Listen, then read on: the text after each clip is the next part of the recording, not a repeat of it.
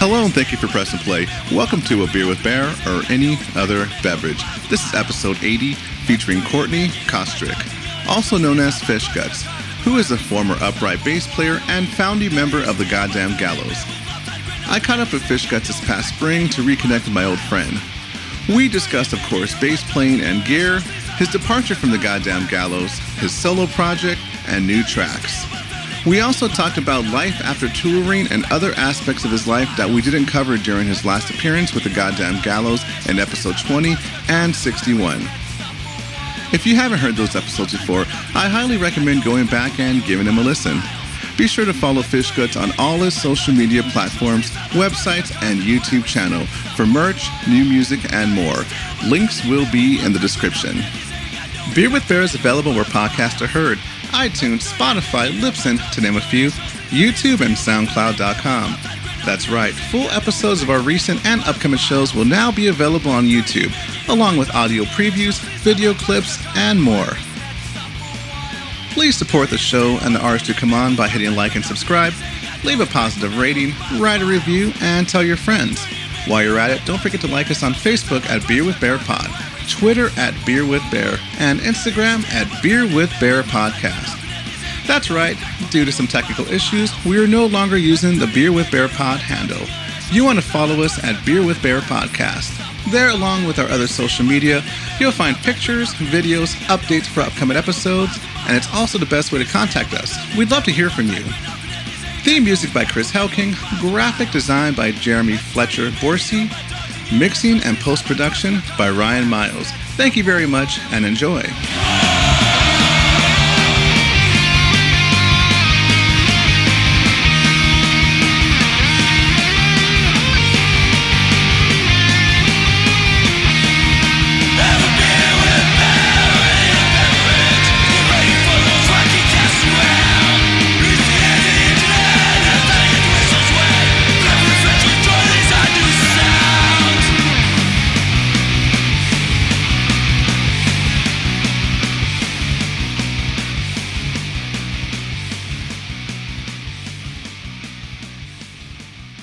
All right, it looks like we are recording. If you see a big smile on my face, because I am hanging out with my buddy here, who I don't see as often as I'd like to, but whenever I do, I'm really excited. I'm really happy until he starts yelling at me. We have Courtney, also known as Fishgutz. Good evening. Good evening. Good. Oh yeah. Wait, what time is it where you're at? It's actually it's like 3. Okay, so borderline evening. Yeah. And you're in what? I just woke up though, so. Oh, okay, you're still living at days are all fucked up.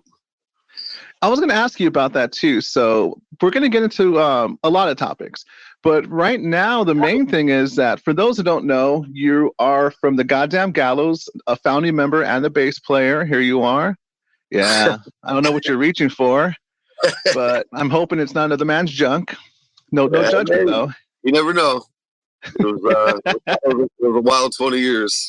Yeah, definitely. You, for the listeners who don't know, you've been on, actually, this is your 3rd time on the show. I've had you the first time on for episode 20 with the Goddamn Gallows.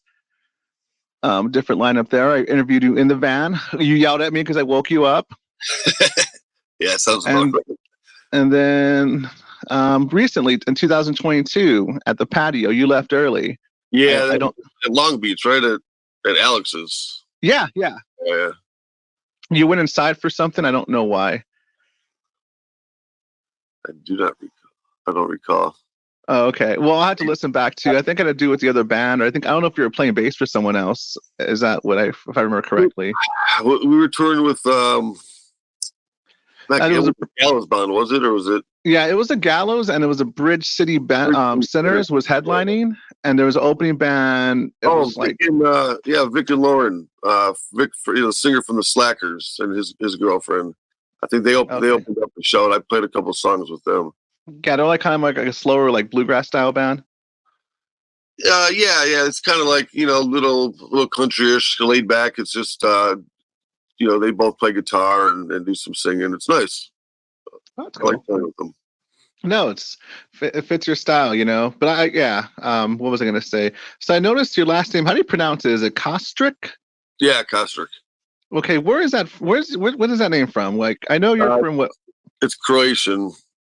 Croatian. Okay. Yeah, originally it was Kostricky, and then when they came over, my great grandpa came over, they Americanized it. Oh, I see. And you're originally from Michigan, or I remember Portland was in there too somewhere. Yeah, I grew up around like Metro Detroit. I think I moved out to Portland in 2001. It was like right after 9/11. I was out there for like 2 years. I picked up that upright bass out there, and I was playing with a band called Blackout Radio, and what was the other one? The Red Skulls, I think, was the first one. Oh, I see. And what made you pick up upright out of all? Because people usually start with electric. Did you start with electric too, or did you go straight to upright? No, I was straight to upright. I can't play electric for shit. It's a different feeling. It's a different. Yeah, feeling. I'm not very good at it. Me and my boy Desi, and actually Mikey, back when we were living in Lansing, we were listening to like a lot of like rockabilly records and Hank 3 and all that kind of shit, and we're like heard the clickety click, Yeah, that. What is that? We figured out it was upright bass, so we went over to the local music store and had them drag one out from the back, and I just started hitting the fucking thing. I fell in love.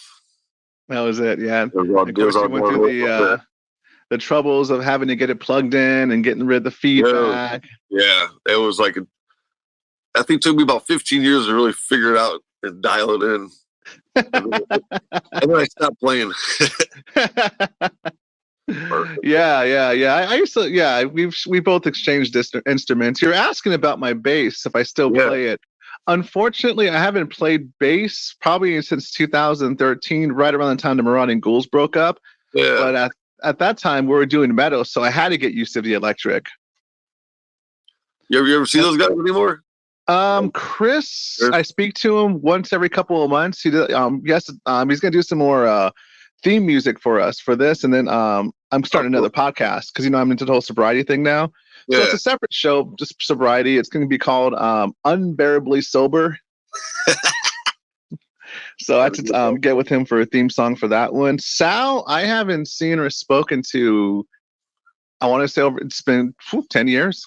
Probably really? At least. Yeah, the very least. Yeah, I know he's married and works a day job. And I he's, of course, still into metal. But yeah. Honestly, I'd have to bring on Chris, ask him what's going on with Sal. He knows, I don't. Well, tell him hello for me. But as far as my upright, I still do have it. I'm actually thinking about bringing it up recently because I've been asked about it more than once on not only the podcast, but outside of it, if I still have it. Because we're talking about King, the rise and fall of it. And I'm kind of curious about that. And then I was talking to Gator McMurder from the Coffin Draggers. Okay. Oh, yeah. Yeah, he's like, yeah, you should bring it. I want to check it out. And I'm like, okay, but it's in the pawn shop. Is it really? Yeah. But it was only temporarily because I didn't really have storage for it and I needed some quick cash. I still have it. I got the pawn ticket. I just renew it every couple of months. So it's been there for, I don't know, a long time now. So I haven't seen it, but I think I'm finally going to take it out this year. That's funny.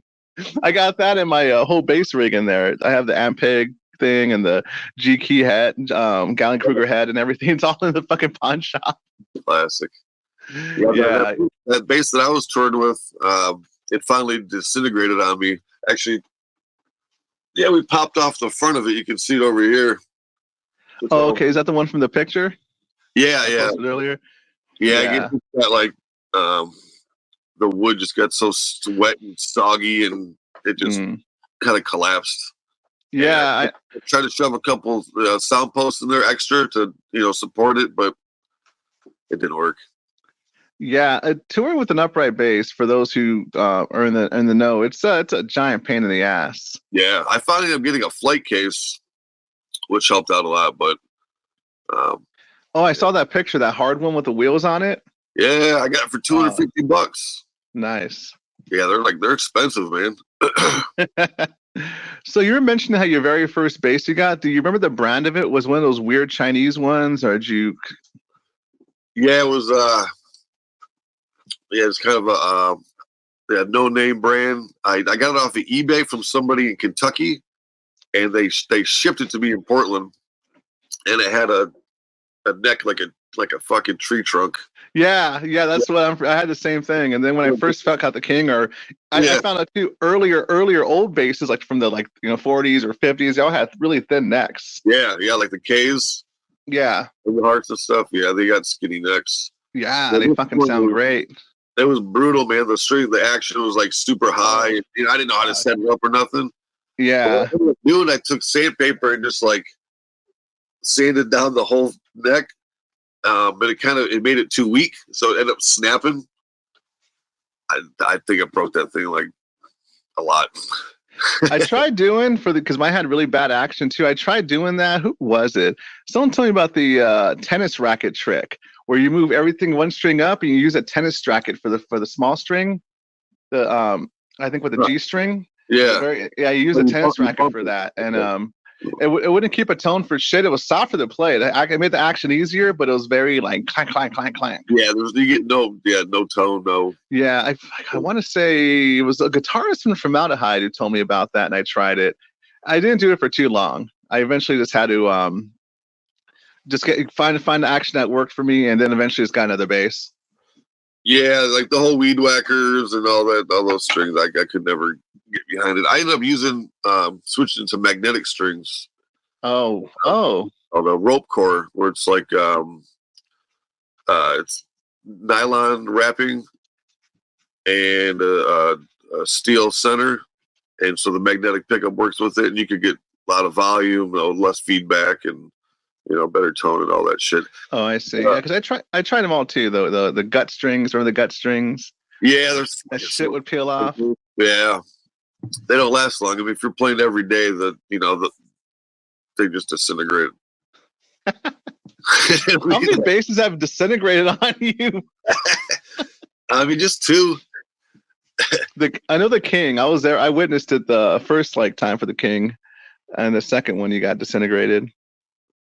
Yeah, there was the Road King model. It was a black one, and I ended up sanding it down. And then, oh, you sanded that one down? Well, just the front. We took off the paint. Oh, that's the King. This was it. Yeah. Oh, okay. I'm thinking that was the second one. So that's the original King you had. Yeah. This is. I've had 3 basses. This was the one that I toured with. For 20 years. And the Frankenstein bass. Yeah, we sanded it down. Uriah, Baby Genius, he wood burned it. And, I played it until it died. And then, I had an ex-girlfriend of mine. She gave me a bass that had been sitting in her garage for like 15 years, right before COVID. And she kicked it down to me. I put a couple $100 in it. Got it nice, set up real nice. A buddy of mine painted it. Unfortunately, I had to sell it. But I've got what's the name of the brand? I got a bass sitting in Philly. The record label that we were working with, Sailor's Graves, they matched me on the price of a bass. So I put down $2,000, and they gave me $2,000, and I got this. It's called a Shen 150. Really, really nice. But I haven't even seen it yet. It's been sitting in Philadelphia for. Oh, I see. For a while. Yeah, I bought it right before I split with the band. The day before, I paid it off, and then me and the Gallows decided to split. And so now I've got a bass I don't really need, and it's sitting in Philadelphia. Well, hopefully that works out. But since you brought it up, I guess we'll talk about that. It is.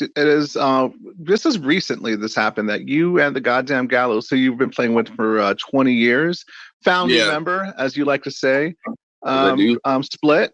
How has that been going for you so far? Life outside the band, because it's been such a big part of your life. What you said, 20 years. 20 years. Yeah, that's all we did was we toured nonstop. It seemed like 200 shows a year. It took some adjusting, standing still for so long, but it's kind of it's a nice relief to not have to worry about all the shit you got to worry about, touring. It's there's a sense of free. I know you guys talk about that freedom, right? You have because you don't have to work a day job, but it comes at a price, though. yeah. I didn't have to work a day job, but we had to grind like constantly, and it wears you out. You're tired. I mean, I loved it. I wouldn't have traded it for nothing, but 20 years, I'm good. You've slept in a lot of vans. A lot of vans, a lot of uncomfortable places. I mean, towards the end, like we had some success. We'd have hotel rooms and stuff like that, and some creature comforts. After COVID, though, like right after COVID, it was really good to tour again. People were out. They've been sitting in their house for a year or two, and so everyone was excited to come out and blah blah blah. And then it just kind of slowly got worse and worse, and I got sick a couple of times on tour from you COVID. Mentioned COVID 3 times. Yeah. The second time I ended up in the ICU in Wichita. Oh my God. It was brutal. Yeah, no, I can relate with that. I had it pretty bad too. I had what they called long COVID. So even to this day, I've never been quite right with it. I still have a long or long. I'm sorry? Is it long or long? Oh, long. They call it long COVID because most people get over it. Like, say for instance, even the worst case route, I don't know how long you were sick for, but even after I got out of the hospital, I was still for like months on end, just like fucked from it. Yeah. It wears it out, man. Yeah, no, I was always laying around. Like even just walking from my bedroom to the bathroom, I was out of breath because my lungs were so damaged. Yeah, I know, man. Yeah. I was so sick, I didn't even watch porn. I'm like, oh man, I know this is bad. Sick. So in Wichita, you said they put you on one of those breathing machines or something? Yeah, I was in there for I think I was in there for like 5 days, and the boys, they stayed behind, and then they ended up going up to Kansas City, I think, and I just had to leave because like I just couldn't be there anymore. We had to get home. We had to cancel the rest of the tour, which was like, I don't know, 5 or 6 shows. And this is in 2021, I would guess, right? Yeah. It was in like that summer. Yeah. I think I picked it up at this fucking shitty dive bar we played in Nashville, Springwater. I think I knew something bad was going to happen. Yeah, it was this tiny little place, no ventilation, like really small. And we packed it in Nashville, and it was packed, and pretty soon. So in all those 20 years, you've seen a lot of good venues, a lot of bad venues. I've been to both the good and the bad ones. Hell, I've opened up for you at some of the bad ones. Do you have any favorite places on top of your list that you like to play? I always like playing the Exit Inn. That's in Nashville. It was a really nice club. Actually, I think we recorded a live album there. The Pulling Teeth. We did like the Pulling Teeth. Huh? Oh no, I'm just saying. Okay, Pulling Teeth. Yeah. Yeah, we did a DVD, but I don't think the DVD ever got released, which is a shame because we pulled up. What was his name? Hog. There's a dude named Hog, and he had a loose tooth. And Avery, he brings him up on stage and pulls out these pair of pliers, reaches in Hog's mouth, fucking one yank, pulls out his tooth. He's like holding it up. Blood starts pouring out of Hog's, and he starts getting dizzy. And Avery puts the washboard over Hog, and like got behind him and was playing the washboard as this guy's like about to faint. No, okay, I had that patch of Avery, and it says he's gonna pull your fucking teeth out. It's him with the pliers. Yeah. I never knew the origin of that. That's so funny. I got the patch because like I bought them all. I got the I Hate Goats, the Avery one, and then I never got the I Hate Fishgutz one. That was a shirt. That was the farm. Yeah, I Hate Fishgutz. Yeah, that was the Farmageddon. Patches that he who should not be named printed up. Oh, okay. Well, if you ever have any of those I Hate Fishgutz lying around, let me know. I can add to my collection. we're thinking about redoing them. I tolerate Fishgutz, and I hate Fishgutz. Oh, okay. Yeah, we'll probably be printing those up pretty soon. All right. The kids loved it. Yeah, no. Well, yeah, if it's for the kids, it's very important. Oh, for the kids. So we've been talking about you for a while, Fishgutz. We talked about your. I want to get more into the Goddamn Gallows, but while we're here, I want to talk about your solo project, Fishgutz and the Ignorant Band. Okay. We first talked about it back in episode 20. We played a track, "I Am Sky."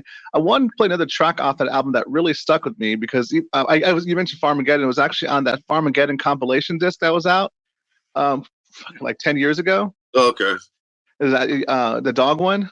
Oh yeah, me and the dog. Yeah. Oh, I love it. I love that song. So I'm gonna play that, and then when we get back, and I want to hear about how you wrote that one, the recording process, and all that good stuff. All right, here we go. Hold on one second. Oh yeah, Me and the Dog by Fishgutz and his Ignorant Band. It's just me and the dog, trying to find our way through the fog. Oh, I'm trying to find my way to you. My arrow ain't true. I'm aiming for you.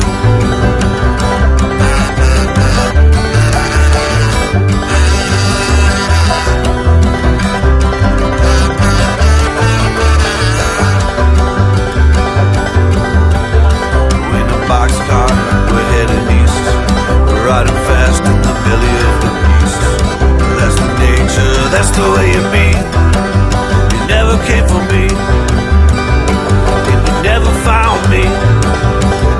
Nobody ever told me or loved me true. Watch out, girl, I'm coming for you.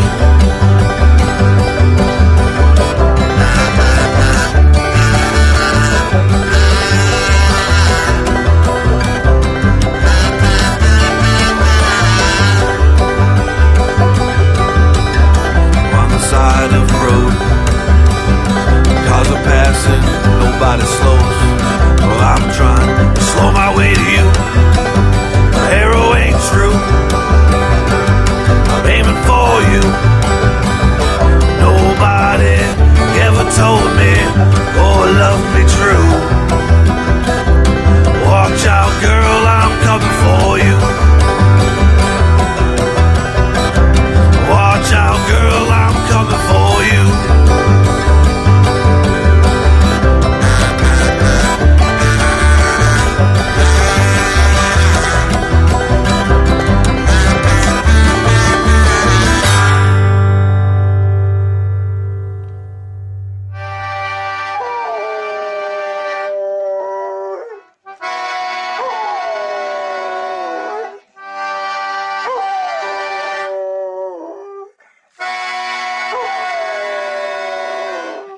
I shortened it a little bit, but I had to show that ending because I love the way it ends. That just like quiet. What instrument is that right there? It's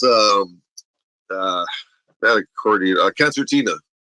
Okay, because I wasn't sure what it was, but I love how it just goes quiet and everything, and only that plays with a dog. It's such a cool way to end a song. It's like sometimes I would rewind just the ending and hear that. It always stuck with me. Yeah, that was Boris, my old dog. Yep. He was a good boy. Yeah. So that was about your dog Boris? Yeah, kind of. Yeah, he was an inspiration. It was the first love song I ever wrote. Okay. First love song for a dog, yeah. And recording that, I know Fishgutz was kind of a one-man band, but then you would borrow artists from other areas. Who played on that track? So Jared McGovern from the Urban Pioneers. He played the banjo on that. I think I played everything else. Somebody else played drums. Who the hell was that?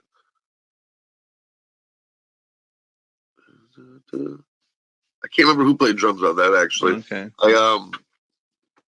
It started off as just like a one-man band project, and then I think it was 2012. The Gallows took our first like long break.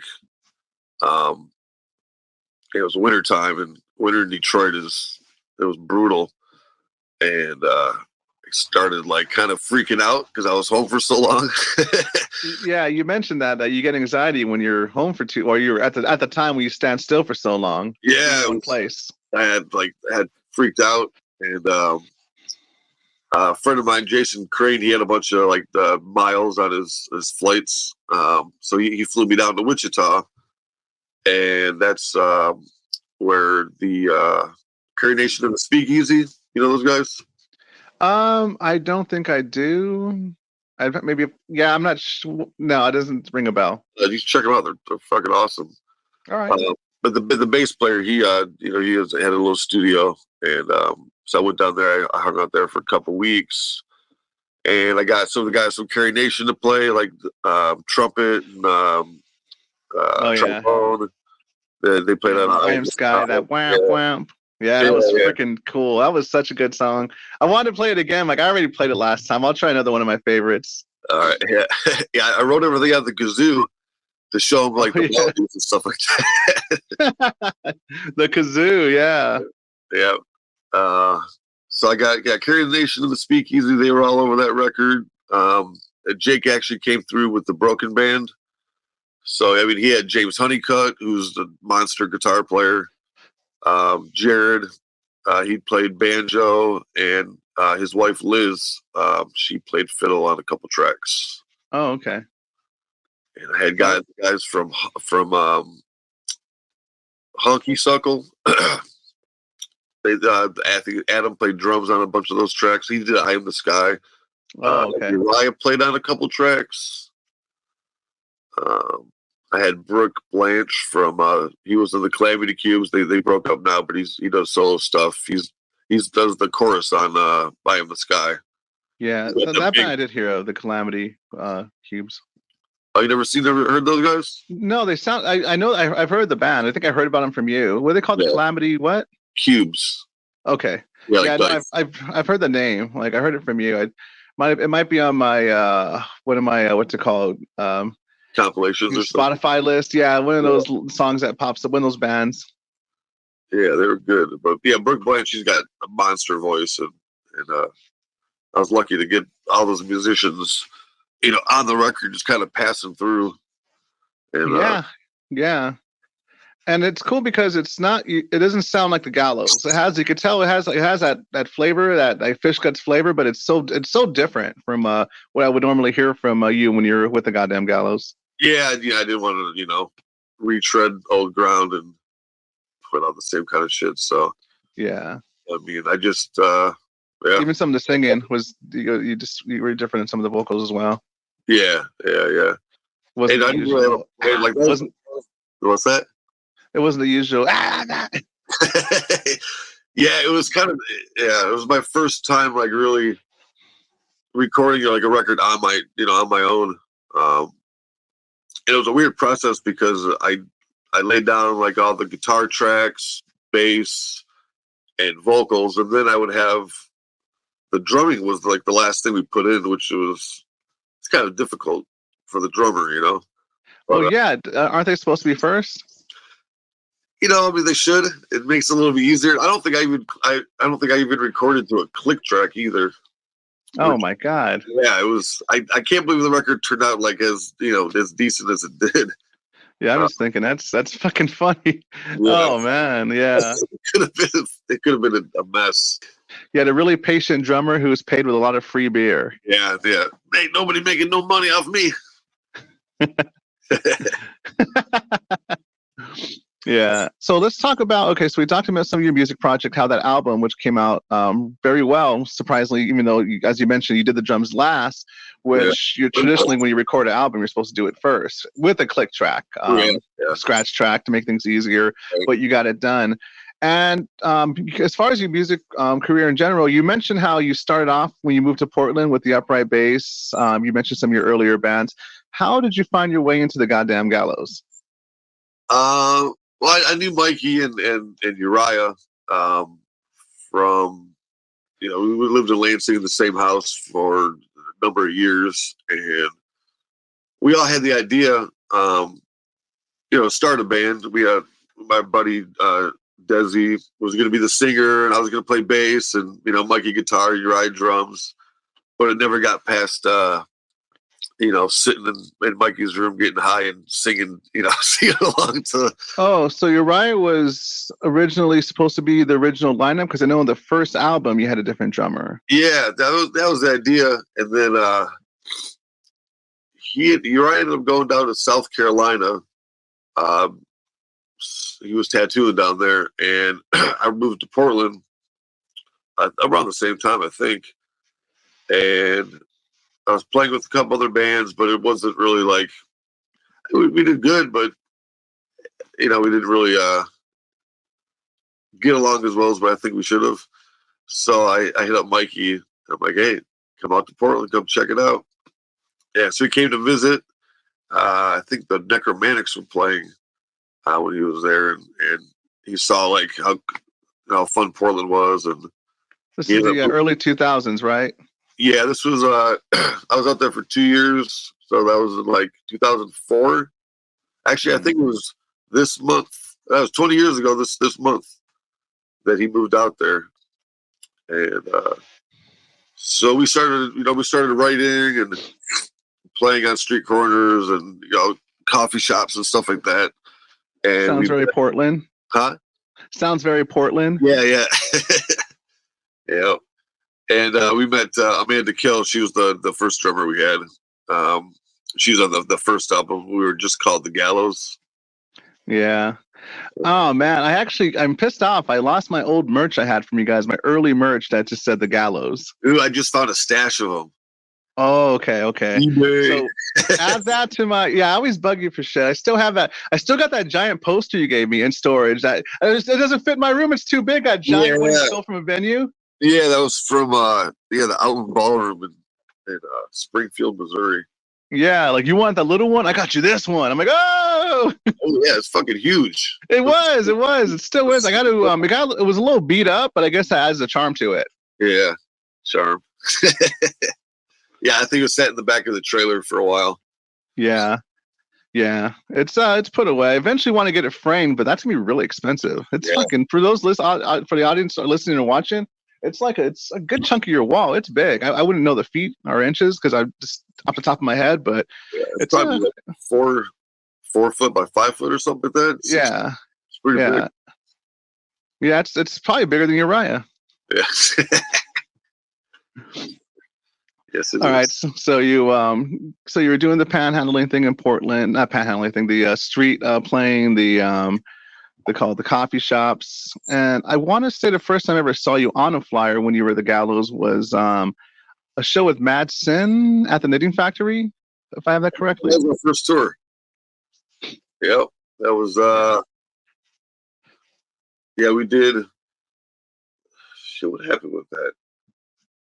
It was supposed to be Mad Sin, and I think the Head Cat, which was Lemmy's like rockabilly band. Remember those guys? Oh, was that Slim Jim Phantom in it? Yeah.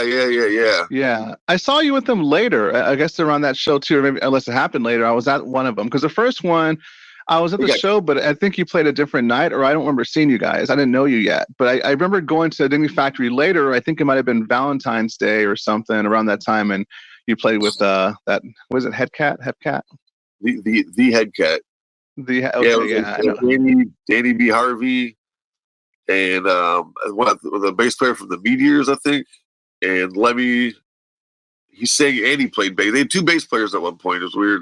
Okay. Oh, you know what? I'm confusing it to someone else because I could have sworn I saw a band with the guy from the drummer from the Stray Cats was in. Yeah. No. So that. Oh yeah, he was in the Head Cat, and then he had the Slim Jim Phantom trio.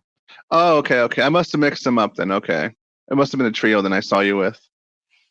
Yeah, I think that we were supposed to do like a package tour or something with them, and I forget what happened, but I think we ended up just touring with the Slim Jim Phantom trio. Oh, okay. With a few dates. Yeah. So it was a Mad Sin show with was supposed to be that other band, the one with Lemmy, and then when did you guys move out here for the best 2 years of your life? So that was 2000 and 2006 and 2007. I think we finally left LA at the end of 2007. Yeah, you left heaven. That was a brutal 2 years, man. Yeah, for those listening, it's a common thing. He calls it the worst 2 years of his life was living in LA. Yeah, it was. So that's when Uriah, he moved out with our friend Nate from South Carolina. They drove to LA, and then me and Mikey drove down from Portland, and that's when we started actually touring and stuff like that. So I was living in my van. Uriah and Nate were living in their van. My van got towed with all my shit in it, and then what happened? Their van caught on fire. Or somebody firebombed it, or somebody's girlfriend firebombed it. Really, in LA? Yeah. Oh, it got burned out. And you remember that tattoo shop? Shit, I can't remember what it's called. It was right on the strip. Nate used to pierce there. Do you remember Nate? You know? Maybe if I'd see him. What did he look like? He played washboard with us briefly. And then he didn't like touring life, and we we kicked him out in Portland, and he stayed there for 10 years. Oh, okay. Because I remember you had you kind of had your group, and I say your group being I was part of your group that would just kind of linger around. Yeah, so with the Marauders. Kevin. When I saw Kevin, Kevin, you know Kevin. Like, I do know Kevin. Yeah. He was in Long Beach. Yeah, Kevin Smith. Yeah.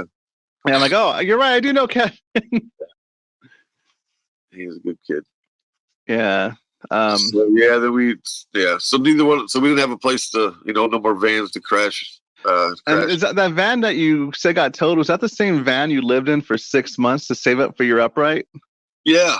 It was an old Red Dog delivery van. It had the Red Dog decals on the side. It was a cool van, man. I missed that. Like I said earlier, I meant it when I wasn't even joking in the beginning of the podcast, and I said you've slept in a lot of vans. Yeah, the band, we were notorious for destroying vans. I think I started keeping track at one point on my hand, like all these little dots represented every van that we had. I stopped at 14. Oh my god.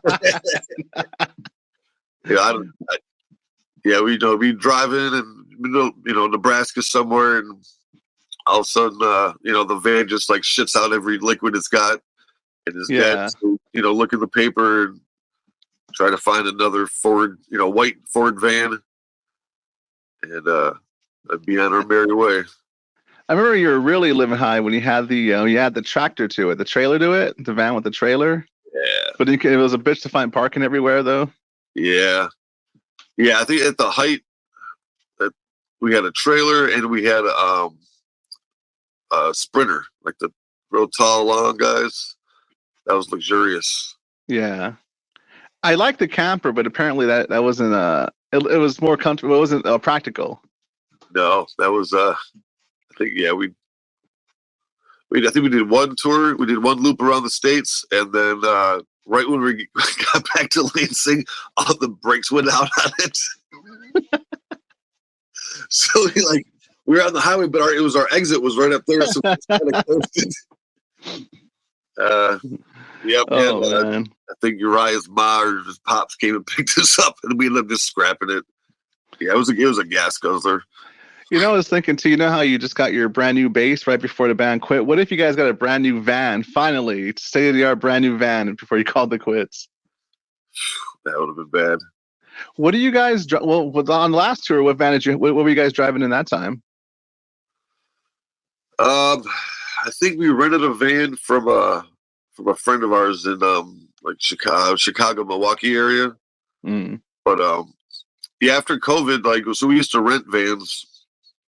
We used to rent Sprinters from this place in Chicago called Bandigo, and it was geared towards bands, and you could. And the Splinters, are those tall, flat ones? Yeah, they're kind of box looking. I just stayed up in it.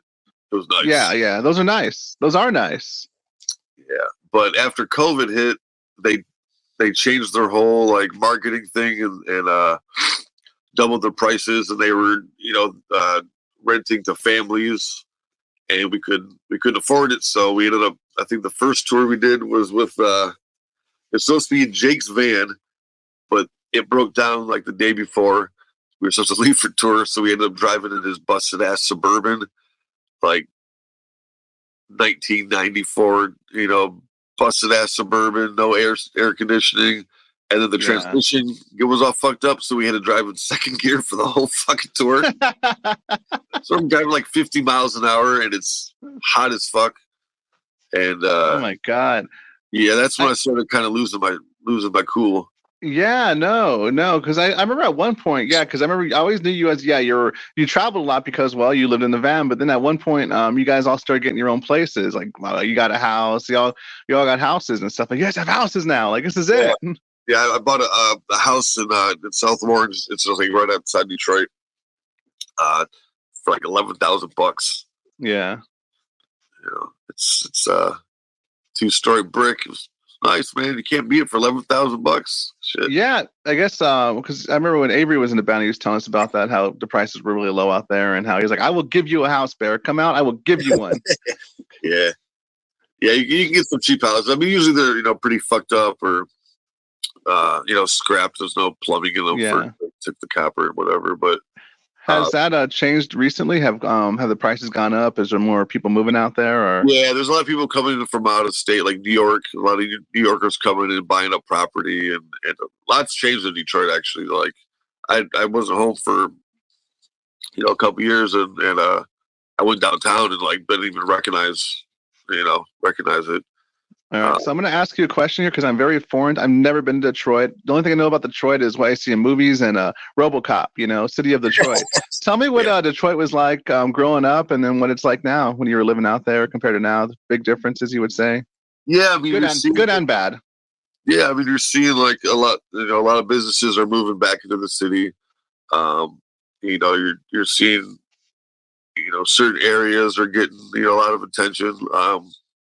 Like the neighborhood I'm in right now, the city's putting money into it. They're doing grants for business owners, and there's a bike lane now, and there's street lights. Street lights. Yeah. Classy. You're getting there. Pretty soon you're going to have running water. Yeah. I don't get out much. I'm kind of a hermit these days, so I do security at a boutique bowling alley in one of the nicer parts of town, and so that's my Friday and Saturday nights, and I don't really. Oh, I see. I don't leave the neighborhood. So how do you like being a hermit though, compared to before when you had anxiety? You're kind of you're a different person now, you'd say. Yeah, I mean it's like I've been wanting to get off the road for a minute. It was just kind of driving me into the ground, and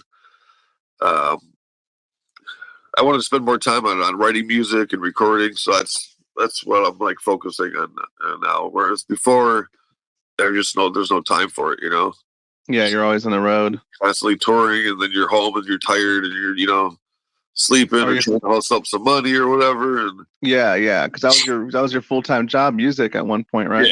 Yeah, that's all. I did that, and like I did some leather work, on the side. Oh yeah.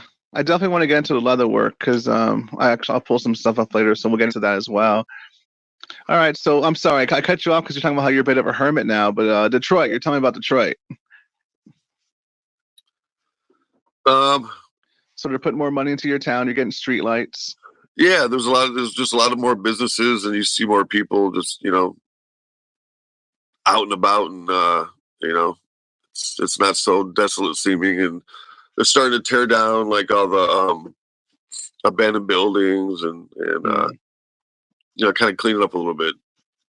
What was the reason for all the abandoned buildings and like it being desolate? Is there history behind that? I think I did know at one point. My mind's blank now. Yeah, mostly there was race riots in '67, and the city just kind of burned. There was white flight, where everyone kind of went out to the suburbs, all the white folks, and took a lot of businesses with them. Then that kind of crippled the economy. There was no tax base for the city, and then crack hit in the '80s, and then it became a thing to burn down houses for insurance money. on Devil's Night, like the night before Halloween. Oh, that's real, huh? Yeah. Oh yeah. It was great. Like I remember being a kid and like watching the news and like the helicopter be flying over the city and it just fires everywhere. No fucking way, man. Yeah. So like they would do it for insurance, or they would just don't want an abandoned house that attracts trouble. Yeah. So I just yeah. And yeah, you got a bunch of you said crack was around too, so they'll just move in. Yeah. We have that problem in we have that probably it's everywhere, but like in LA now too, any abandoned houses, they fucking just camp out in there and just homeless take over. Yeah, I was one of them for 2 years. Yeah, well, I remember you were at the in the garage under that building, practice room. Yeah, dude, we used to get sick because it was way in the back corner. You remember? Yeah. Small little room, and all the cars and all the exhaust. You had to stop playing at a certain time because the neighbors would complain. I think you used to stuff something, right, for soundproofing. You used to put something up against the wall. Yeah, we put something against the doors, like the door. I don't know if you could. Yeah, I think there was a time restriction, wasn't there? Yeah, and I remember, didn't Mikey live across the street at an apartment? Yeah, Mikey lucked out when he came down. He went down there a week before me with his girlfriend at the time.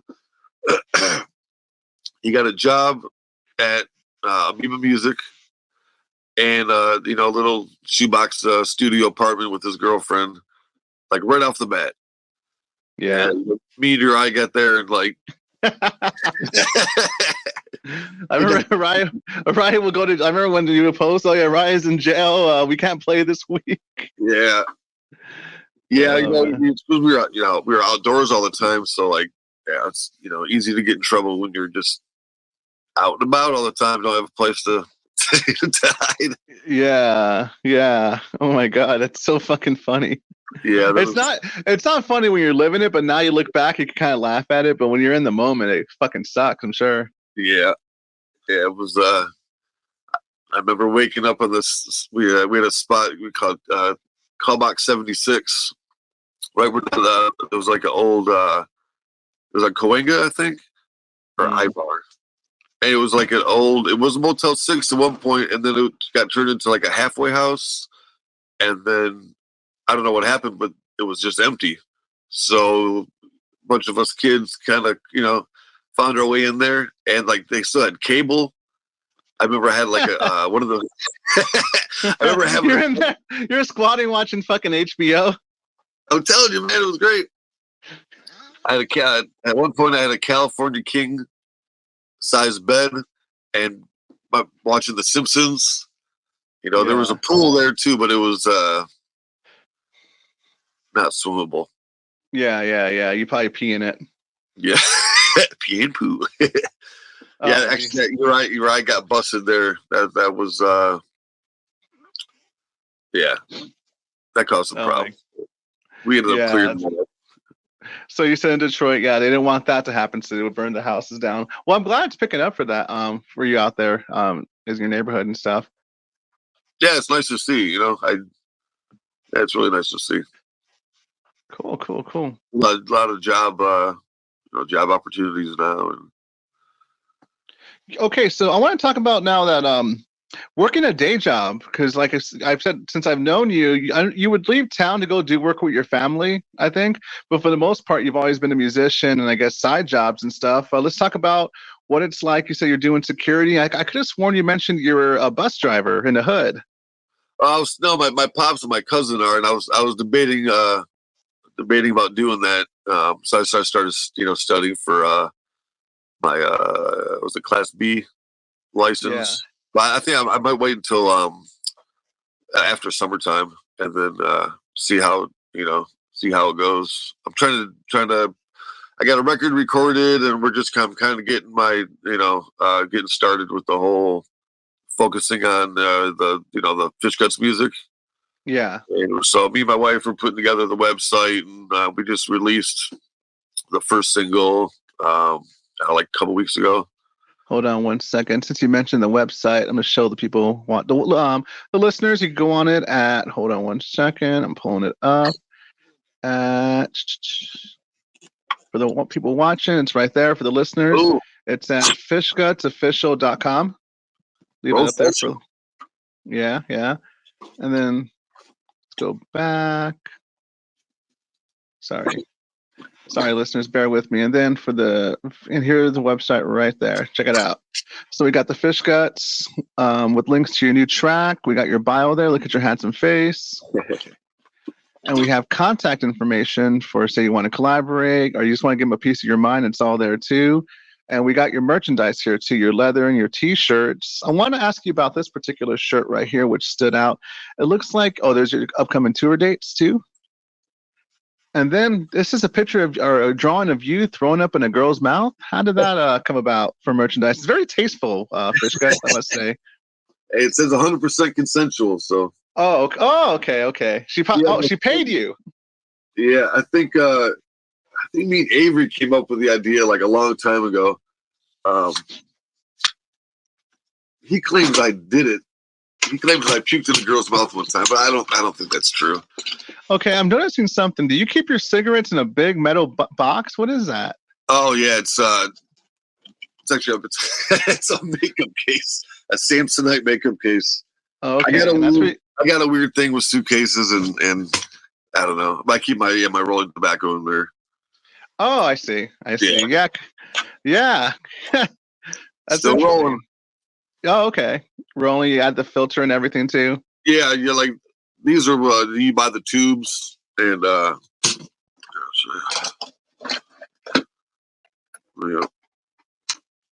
this is Gambler. See, you buy the tubes like that. They're empty. Oh, I see. Yeah, you got this little mechanism right here. Okay, so not hand rolled. I was never too good at rolling joints, but once remember I disabled, well, not disabled, I don't have feeling in most of my hand, so I couldn't roll joints for shit. So I kind of ended my joint and blunt career for myself at least. So what is the appeal of rolling? Is it a certain taste? Is it the ritual, the tobacco with the paper? What's the whole cheap? Oh, yeah. I took it way to a completely different area. I'm thinking, he wants to tradition or something. No, I mean I like once in a while I'll get like a nice a nice pouch on a hand roll, without filters, and it's got like a nice rich taste. But this is just like decent tobacco, and you get like a big bag of it for like $6. And a box of tubes for $2. So, it's like. Oh, yeah. And there's a big difference between the taste of that and, say, what your go-to cigarette brand? I think it's a little less chemical tasting. Which is a good thing, right?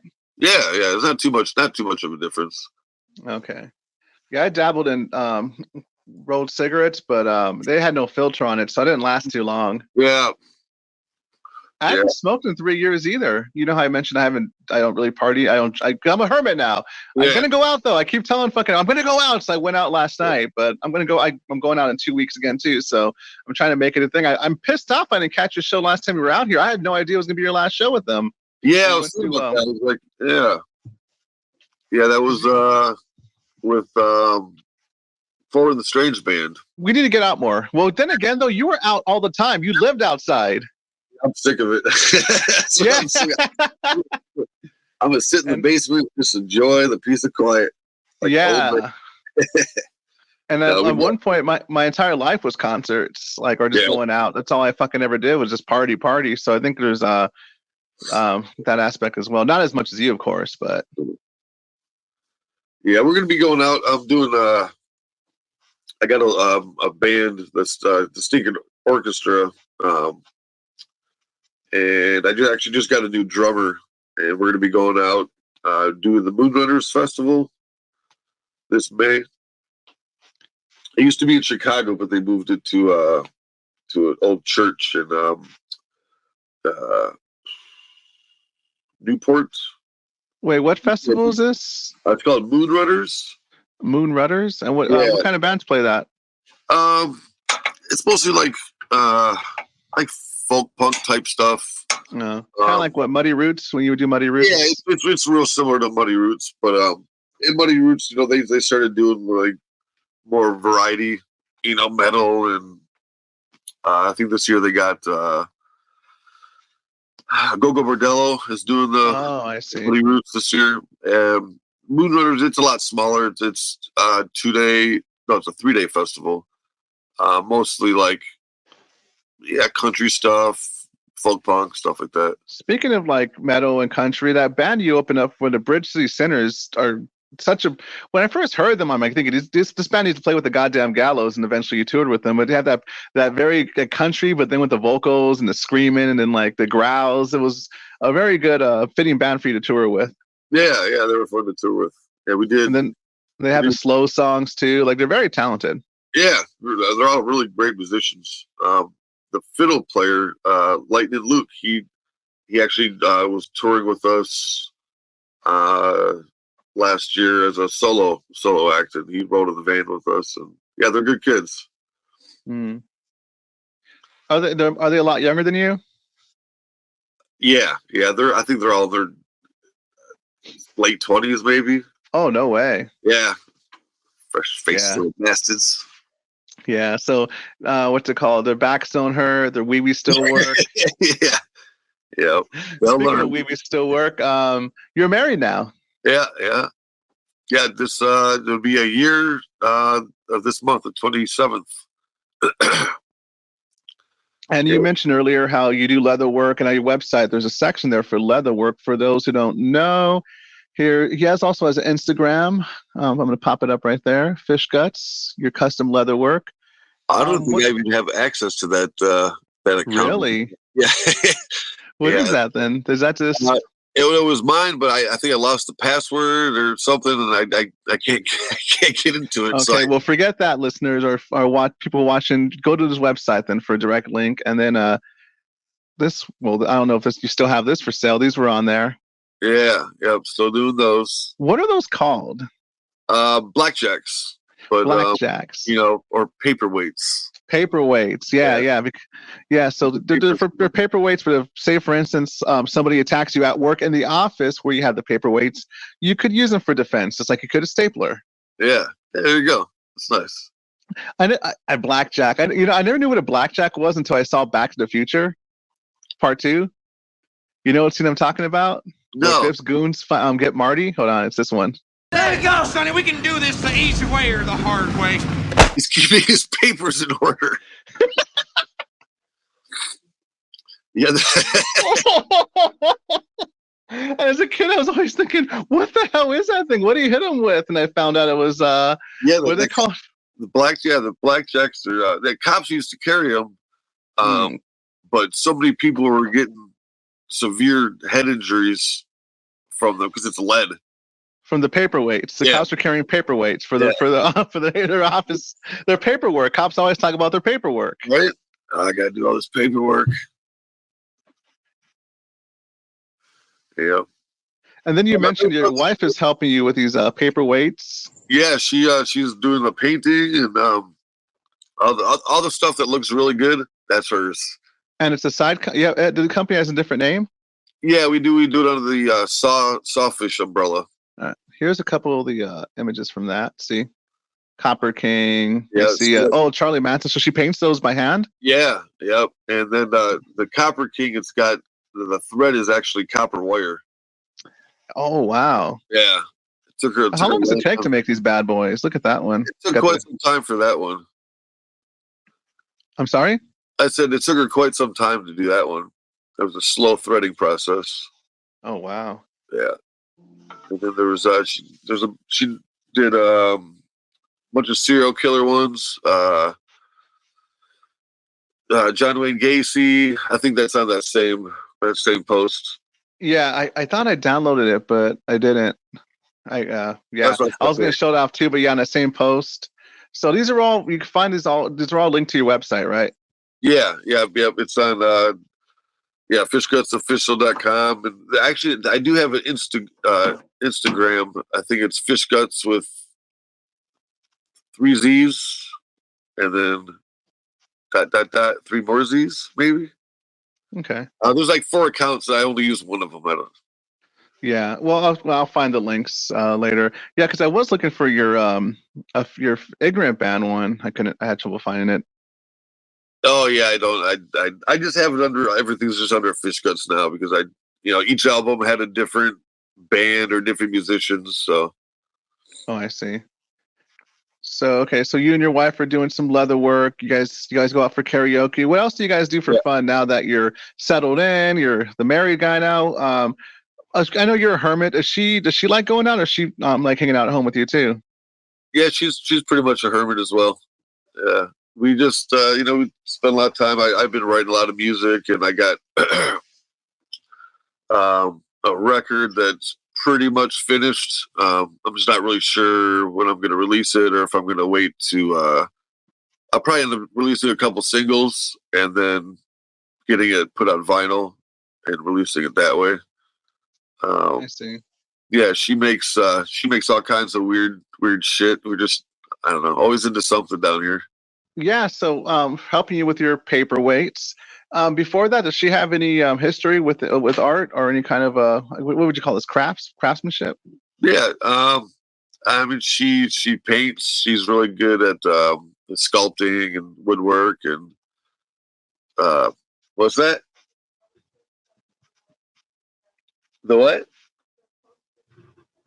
Oh yeah, she's been designing like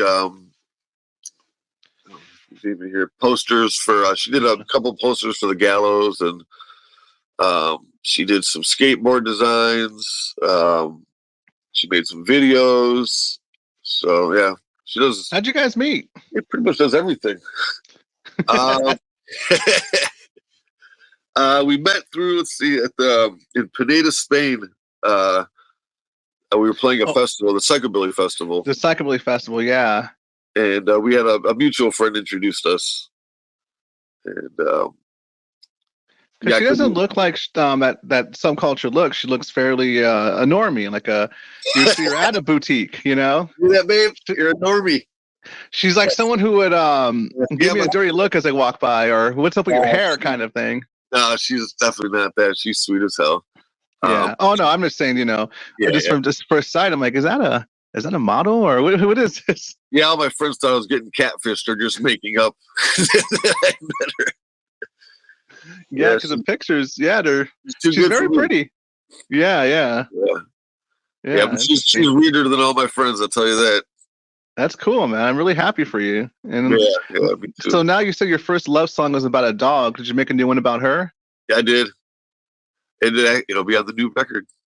Okay, so we've been talking about the new record. And I thought at first oh wow, I'm lucky you sent me first review of a song, but then I saw it was on your website. I guess it's been out, so I don't feel as lucky ananymore. I sent it to you before I released it, I'm pretty sure.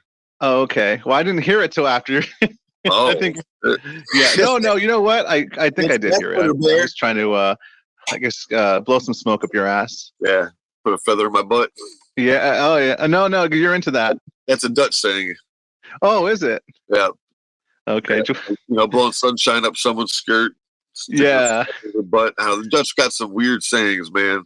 What about some Michigan sayings? Do you have any weird sayings out there that we brought to California or Portland that kind of made you stand out as a weirdo? We say pop.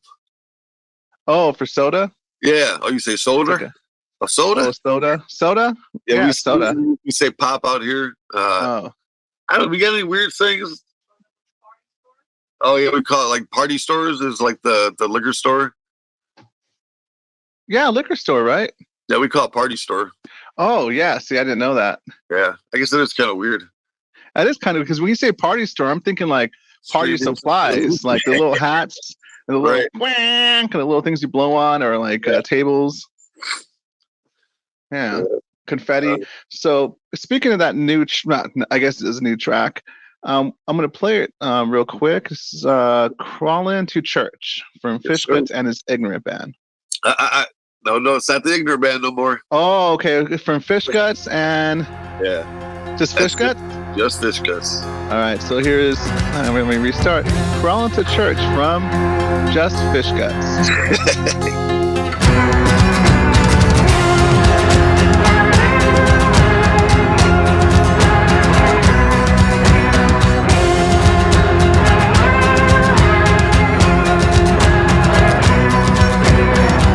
This life was crazy.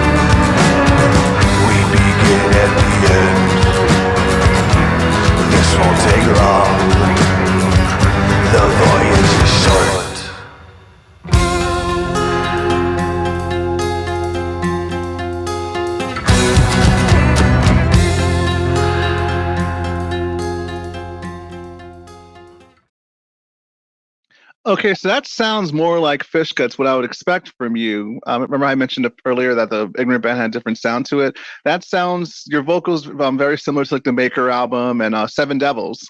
Yeah. A little more distorted and aggressive. This album isn't like the first two records I did were more acoustic sounding and you know, folky, I guess. But this will be a little more. It's gonna be more eclectic, but it's gonna be more electric and louder, a little more aggressive. And for this one, I know how the first band was more of a one-man band when you were touring with it, with your kazoo, your acoustic, whatever kind of percussion you had. Yeah. What about for this one, when you do play shows with it? How are you going to pull this off when it sounds like a band, a full band? Yeah, I'm not really sure yet because the drummer that I was using to record the record is he's down in Austin, and I'm not really sure how I'm going to do it live yet. I'm still deciding. I was trying to do a 2-piece where I played acoustic, and I did percussion with my feet, and I had a cello player, but it was kind of lacking. And my feet aren't very rhythmic, as it turns out. Yeah. So I guess those people, all those years of playing the drums, they have that tap they could do. Yeah. So I got I just practiced with a new drummer last week, and I've got the fiddle player back in the mix. So I got a local band, but I'm still trying to figure out how to tour with it. You know.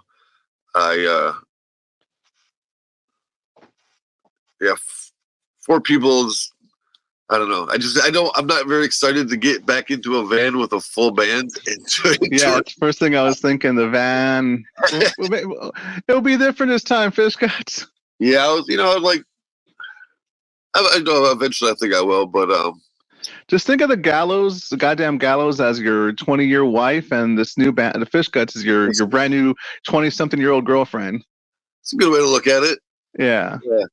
Now we're gonna do. Hopefully, the full band's gonna do some. We're definitely gonna do some local shows and maybe like a short tour. But long term, I'm not really sure. I don't have any plans for any long tours, and I don't know if I'm gonna be doing it solo or if I'm going to try to bring a full band or not. Yeah, now I'm still trying to piece it all together. The departure from the Gallows was kind of abrupt and somewhat unexpected. So yeah, you want to talk a little bit about that? So it was abrupt. It was months ago now, right? We mentioned earlier. Yeah, I think it was in July. Yeah. When I first saw it, I was shocked, and it was. I didn't think it was real. I'm like, they're probably just fighting. They'll get back together again, and it hasn't happened yet. Yeah, I mean, it could have gone that way, but the way that it ended, I thought, this is maybe just an opportunity to part. On a high note, highest note, and focus on writing new music, because honestly, the band, we hadn't written any real new material, put out a record in like 6 years, and our vehicles kept getting shittier and shittier, and it was just grinding everyone down, and I just didn't.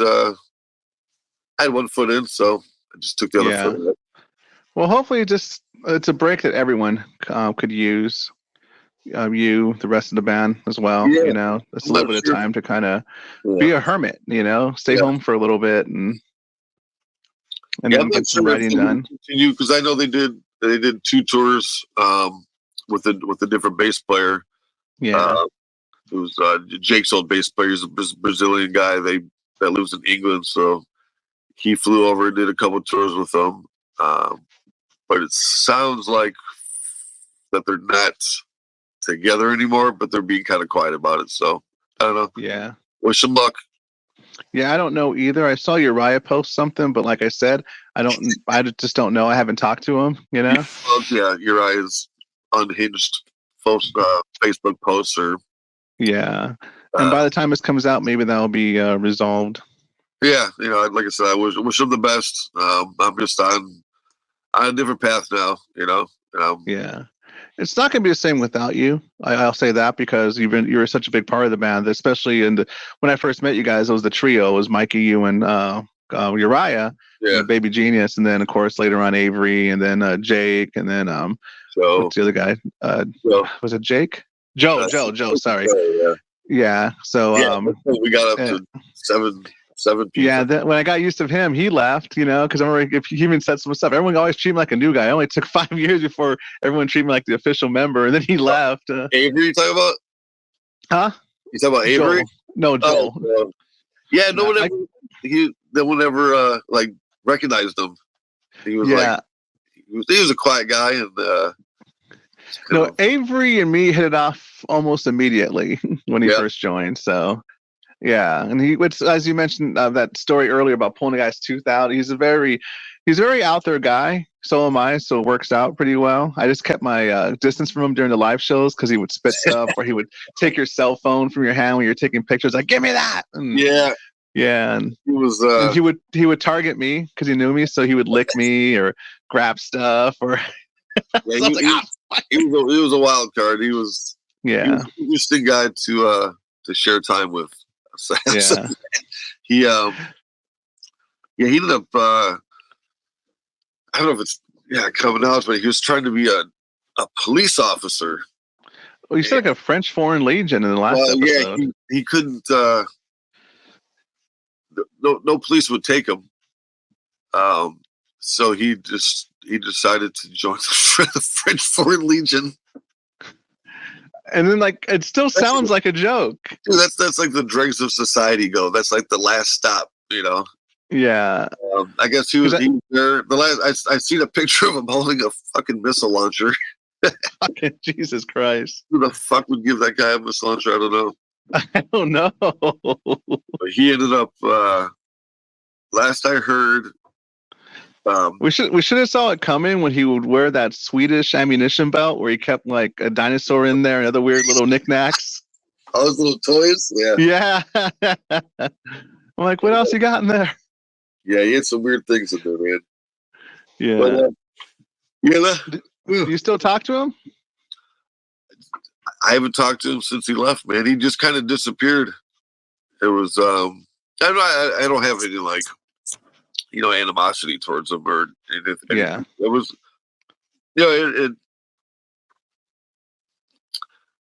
it was surprising that the whole, because for 2 years he was trying to be a police officer and we didn't know that. And then he just disappeared and that was it. And then I don't know how long it's been now. It's 2018, 17. And then 6 or 7 years. Yeah, because he became, like I said, a fixture of the band too. Like I said, his antics, his of course his playing, your drums and washboard, and he was just a big part of the live show. And and you mentioned Joel with the banjo and his vocals too, especially on the Maker. He was really talented. I liked him as a vocalist, as a player too. The band worked really well together at first because I was always I liked the 3-piece because that's how I always was used to. Okay, new guy. Okay, nice to meet. I love this guy. New guy. Okay, I love this guy too. And then now they shrunk again. Yeah. It was good to see Jake come back though. Yeah, it was nice. It was nice having them back. And all of them are just monster musicians and brought their own thing to the table. And it was always hard to, see someone leave. But, we always made do and kept the show rolling. Yeah.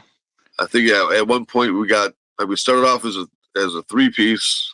I think we got up to 7 at one point. Really? 7. Yeah, because Joe, it was right around 7 Devils. I see. It was Joe, Jake was in the band. Yeah, Jake played the Avery. mandolin. Joe was on the banjo. Avery washboard and accordion, and then me, Mikey, and Oh, that's okay, six. yeah. That was a really good album too. Oh, I want to, since you bring up Seven Devils, you brought up your singing, your vocals for this. I want to talk about your from what's it called, from Life of Sin to Gutterbilly Blues. Your vocals have changed. You know, like I remember I told you, it was more of that. It was still aggressive later on, but it had more of a. It was darker. I'm not sure what you did in the studio or how that came about. I'd like to ask you about that.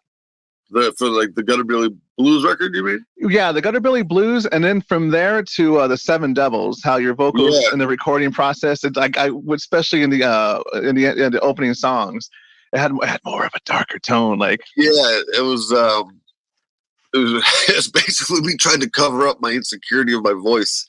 Oh, I see. You know, so we put a little reverb on it, and I kind of like whispered it and put some distortion on it. Yeah. So it had, whereas the previous album in Gutterbilly Blues was just more like the throaty screaming. Yeah.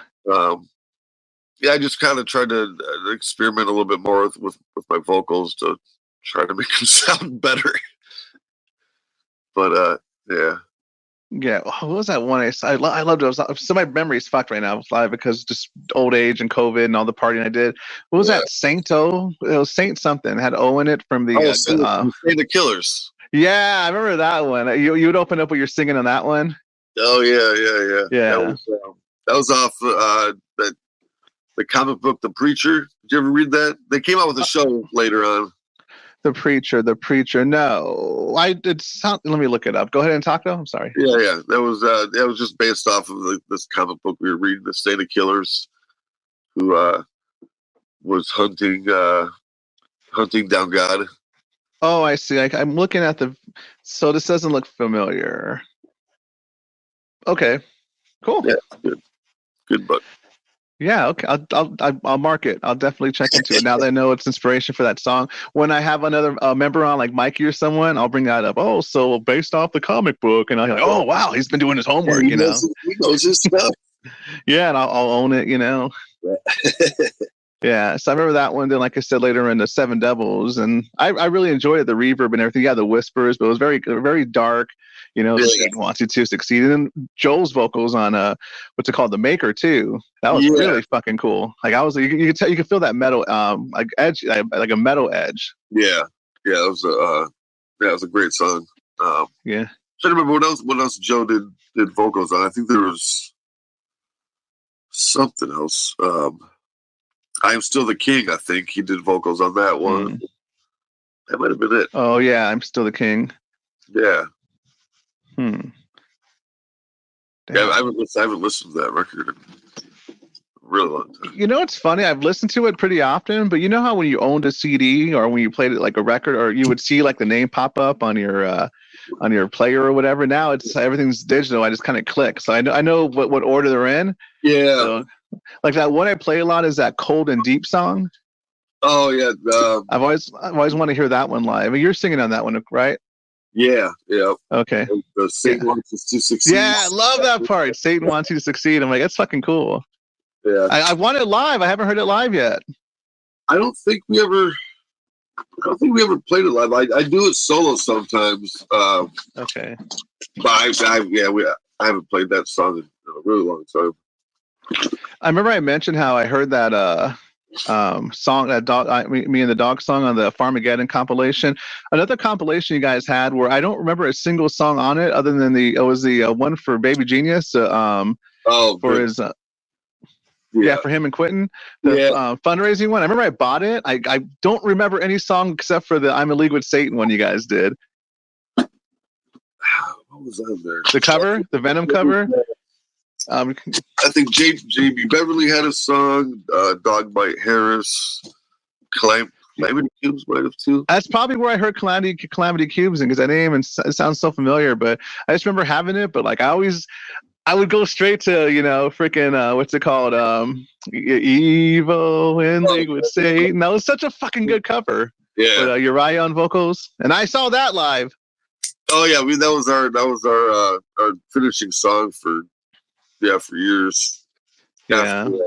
Did you ever Ticket to Bleed? Remember we used to bring the drums out front, like. Yeah, I remember that one. I remember when you first started doing that. It was I think at a backyard show it was throwing. The first time I ever seen you guys do that. Maybe somewhere in the San Fernando Valley. Yeah, the Valley. Yeah, those shows were fucking fun. Yeah. So how you mentioned where you grew up. I don't know much about Detroit, but you actually saw where I grew up. You stayed out there for a while, and San Fernando Valley, LA County area. So you would see how CNI came from. Yeah, we always had fun out there, man. It was a blast. Yeah. Okay, so you're talking about your leather work and art. It seems like art's been a part of your life as well as your family. I remember at one point you had merchandise at your merch table made from was it maps made from license plates or so? You had art. You said your family was making stuff. Yeah, after my grandpa retired, he started collecting license plates, and he would cut them up and use the letters to make signs, and then he would make maps out of them. Every state would be cut out from a plate from that state, and he kept doing it, kept growing, and became like the family business. So I tell my people, my family's in the license plate business. They think that they're convicts. Yeah. Or you how many siblings do you have? So is you, your father? I got a sister and a half sister. Okay. They all live around here. And they're all in the license plate business too? No, that's actually they just my grandpa passed recently, and after COVID, everything just kind of slowed down. And my cousin and my aunt that were mostly running it, and she's retiring, and he's going to be a bus driver with my pops too. Same. Oh, that's okay. Yeah. Yeah. Yeah. The Otto. As soon as you told me that, I sent you a picture of Otto. You're like, everyone's sending me that. I'm like, I'm not original. Yeah. I was gonna have a video prep ready from Twisted Metal with I got footage of you fucking riding a bus, the video game with the machine guns and a bus and stuff, but I didn't have time to queue it up. I forgot about it. Probably a good thing too, because you're not driving a school bus. You're security at a boutique mix. It's a boutique and what? They call it a boutique bowling alley. It's just like it's 16 lane place. They have live music. It's like 70s throwbacks. Everything's brown. Yeah. Oh, I see. Really brown and kind of tacky looking. 70s style. It's cool.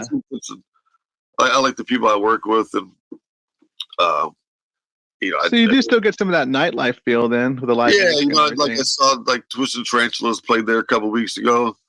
They were like a Detroit psychobilly band from way back. They were one of the first psychobilly bands I ever saw. Yeah. Interesting. And before you got into psychobilly and started playing psychobilly, what were you listening to before? Because I remember there was a punk rock, hip hop and shit like that. Yeah. Interesting. Shit. Yeah. Because I remember, you had that punk look, but you had an upright bass. You had a slandering back patch and the butt flap. Yeah, the butt flap. It was like I never liked that logo with the fucking the Black Dahlia. It was always disturbing looking. Yeah. I don't like that one. I'm like, I'd rather have Christian's fucking chubby hand with the knife he used to have. Are they still together? Still playing? No. I know Christian released a compilation years ago, and he got into writing. I think he had a podcast for a little bit, and he did a documentary. I think he did 2, possibly. Really? Yeah, I recorded an episode with them a couple of years ago. I didn't release it. That was kind of I think I went back to rehab. I didn't release it, and it's still kind of in the vault. I got a couple episodes in the vault, and I never released that. I probably will release eventually. I remember they had a split, right? And one of the guitar player, he started a separate band. Yeah, the Cat Killers, I think they were called. Yeah, something like Skunk Drano. Yeah. Yeah, he was on the show one of our first episodes. Yeah, the butt flap. Yeah, Mikey recorded a record with them, Slandering. I mean. Oh, okay. Pretty sure. Yeah, those are fun times though. We mentioned, even though it was a bad 2 years of my life, your life. I remember it was it kind of sucked when because right around that time when you guys moved to the Midwest, or wherever you guys left to? Because you guys told me you're doing so much better out there. Psychically, that was right around the time that scene kind of started going downhill in LA and in general, really? I guess. Yeah, things started changing. Recession hit, venues closed. Everything kind of started changing. You left right around a good time, I think, is what it was. Timing. Yeah, we would definitely say. I remember when we would come back around that. It did seem like it had changed a lot. Yeah, like came toward back through. And then also too, you guys started doing that more of a country. You had more of a country sound, with the mandolin and the banjo and everything. That's when Jake joined and Avery, with the accordion and the washboard and everything. Yeah. Every record, not be like a repeat of the last. I see. What put you in that direction though? Was it just moving states and like being exposed to more of that sound, or was that something you guys always planned? No, it just kind of happened. When Avery joined the band, he didn't even know how to play the accordion, and we just put in this learn this thing. And I didn't even want him in the band at first. No? No. I was like, this kid's nuts, man. Yeah. But how'd you guys meet him again? Like, you guys threw something at him at a show or something? It was a really weird story how he joined. Yeah, it was at Heavy Rebel Weekender in Winston-Salem, North Carolina. It was like a rockabilly festival, and me and Uriah were walking around, and he pointed out Avery. It's like, this kid, watch this kid, like he's there's something fucking wrong with him. So we walked over to him. He was eating, and we stood next to him. I remember he looked up at me, and he had spaghetti in his mustache and looked like a scruffy dog. And I went like this, and I crushed his biscuit. I don't know why. And then we walked away, and we turned around. We're going down the stairs, and then he threw the biscuit at us. Uriah picked it up and ate it. And he pretty much just followed us around after that, and was just with us. And we took him in, and he started playing the washboard and learned how to play the accordion. He got pretty good on the accordion. Ghost of the Rails, the title track. That's a fucking amazing song. And that was one of my favorites. I still never got I always want to get that fucking album cover. It was such a cool picture that I found out he stole from Google and just kind of touched it up. Yeah, he did. It was like clip art or something, and then him and my uncle messed with it and turned the guys into skulls and yeah. Yeah, I got that story because that's why it was an interesting episode. I don't know if you ever heard that first one I did with you guys where I had to chase you guys around. So I actually did an episode with Avery and that hitchhiking yodeler girl at this Mexican restaurant. Hitchhiking yodeler girl. Ina. Remember Ina? Oh, the German. Yeah. She was into yodeling and hitchhiking. Yeah, she came around. Yeah, that was a long time ago. Yeah, it was. That was 2015. So yeah, I had to have him in a Mexican restaurant. I interviewed you in the van. I interviewed Uriah in the alley. He was up to no good in the alley. And then I got Joel and Mikey eventually came out. So that was like I said, it was so cool because I kept transitioning through the episode. I'd have music transition. I think I was it's still one of my top episodes. I do remember seeing that actually. Yeah, give it a re-listen. Take a little. You probably don't want to go back in time for that one, but it came out pretty good. Yeah, and then Jake joined the band. That kind of led us in the direction because he played the mandolin and banjo. Yeah. And, so that kind of. He did that cover of the Moon one. Raise the Moon. Yeah. It's funny because that was a 357 string band, and we met him in Montana. We did a handful of shows with him, and Jake wasn't really getting along with the band so much, and so he was rolling with us, and we were getting crazy and partying, kind of I think pissing off his band, and we were doing a show in Victor, Idaho, or something like that. And there's audio recording of it.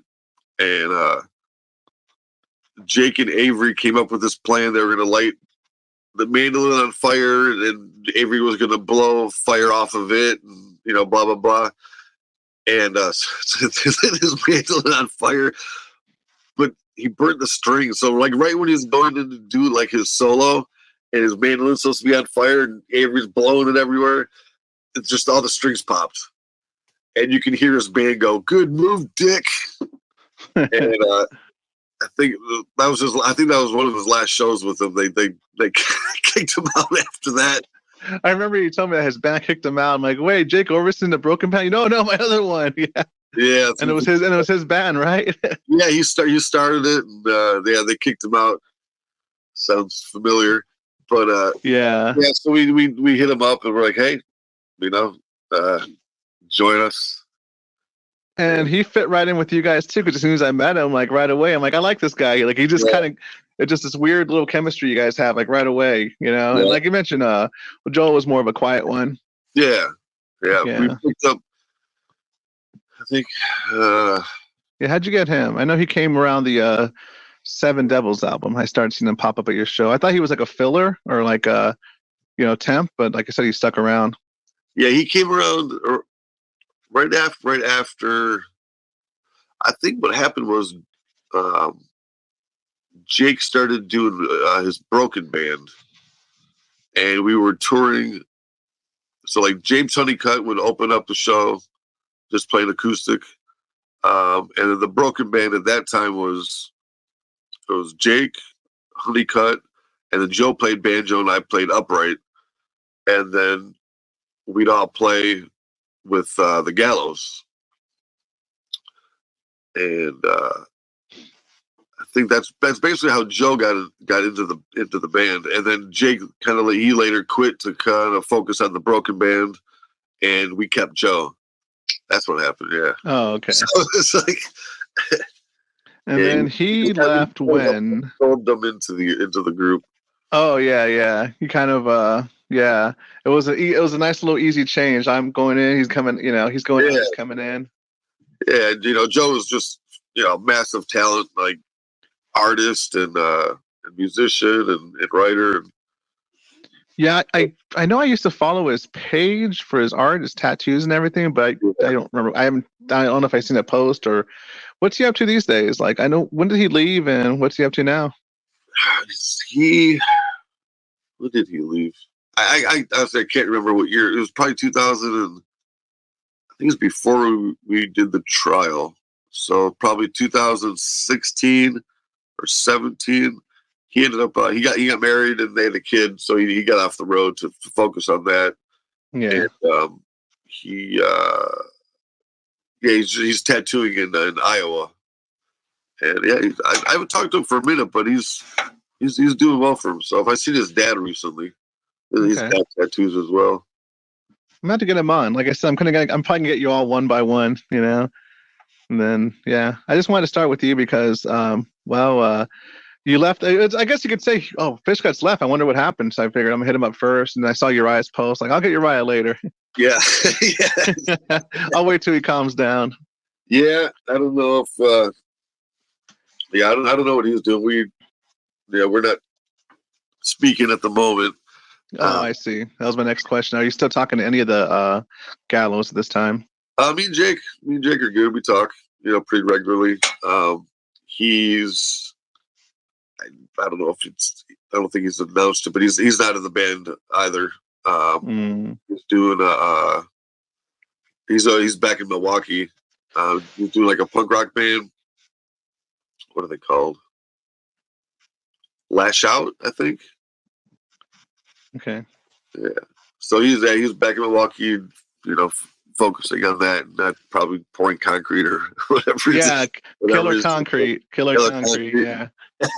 And I'm still trying to get him back into his podcast. I sent him the link for this thing, and I told him, talk to me. I'll get you started again. Like, that's how I am with people. Like, start a podcast. You know, especially with him, with his connections to the road, like people he's met and stories. You know, like it'd be fun. I'd want to hear it myself. You know. Yeah, he did one for a while. I don't think it lasted very long. Via phone, I think so. Something like that. Yeah, so I'll get him back on, and then I'll bug him again too. I think I did it last episode. Start your podcast. I might, and then It's like this, man. Oh man.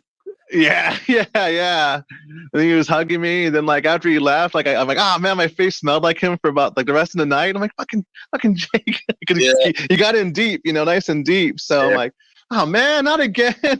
Stink on you. You gotta watch out for that.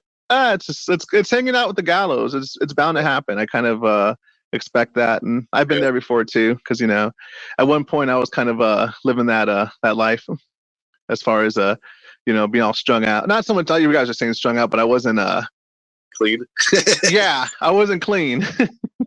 I remember you guys made fun of us for wanting to shower when we were briefly on the road with you. Yeah, like, I was about to say that was your guys' first tour, right? Yeah, I think first and last. It was to Texas. Yeah, it was Texas, Arizona, Louisiana, New Mexico. I think we did Vegas with you too. Yeah. And every chance we got, we showered. Yeah. And you taught me you guys taught me how many uses you get out of baby wipes aside from just having a baby. It's like those are always on deck for a while now. When I was, sleeping in a storage container, I'd fucking have the baby wipes, and those are important, man. Yeah. But I'm really glad you're doing well. Like I said, I'm sad to see you leave the band. Hopefully the band stays together, but I'm glad you're still making music and you're still out there as far as art and just Fishgutz. There's no so there's always room for Jello. There's always room for Fishgutz. I like that. Yeah, this will be concentrating on doing that, and then hopefully releasing a couple singles, the next couple months, and then finally come out with a full length. I don't know, hopefully on wax. Yeah. Get that shit spinning. Well, once you're done with the hermit life, you kind of miss the road, which I'm sure eventually will happen. Yeah. Probably not anytime soon. I know. I'm not. I'll be back out there again. Yeah. Next time you're in California, definitely. We'll get together. Give me a year to recover, Bear, and I'll be out there. I'm sorry. I said, give me a year to recover, and then I'll be out there. A year goes by very fast. Yeah. All right, maybe 2. Okay. A year and a half tops after you get the wax out. Once you're on the road. Fair enough. Yeah, my wife wants to go out to the Star Wars land or whatever you guys got up there. Oh yeah, in Disneyland. Yeah. Anaheim. Are you gonna do Disneyland or Disney World? Wherever the Star Wars thing is. Okay. Yeah. I think it's at both. All right then. So I'm gonna let you go now and get back to your beautiful wife and your writing and all your cool stuff in Detroit. For the listeners out there who are fans of you and fans of the Gallows, what do you have to say to them? Leave me alone. I'll see you out there. I'll be out there soon enough, and we'll be putting out like newsletters and letting everybody know what's going on and what's coming out. All right, you heard him, folks. This is Beer with Bear with Fishgutz. Thank you very much for coming on.